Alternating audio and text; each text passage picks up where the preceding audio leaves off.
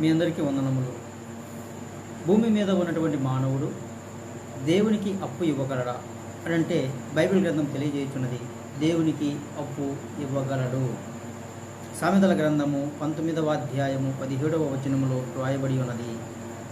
ఏమనగా, బీదలను కనుకరించువాడు యెహోవాకు అప్పిచ్చువాడు, వాని ఉపకారమునకు ప్రత్యుపకారము ఆయన చేయును అని రాయబడి ఉన్నది. నీవు ఆకలితో అలమటించు వారికి అన్నం పెడుతున్నావా? అయితే నీవు దేవునికి అప్పిస్తున్నావు.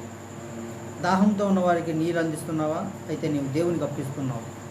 బట్టలు లేనిటువంటి వారికి బట్టలు అందిస్తున్నావా? అయితే దేవునికి నీవు అప్పిస్తున్నావు.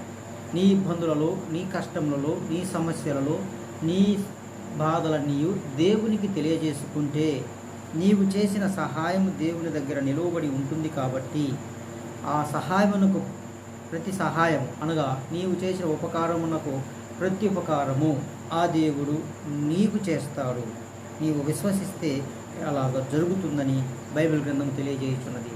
నీవు చేయవలసిన పని చేసి దేవుని అడుగుము, నీ పని దేవుడు చేసి పెడతాడు. దేవుడు మనందరినీ దీవించుడుగాక.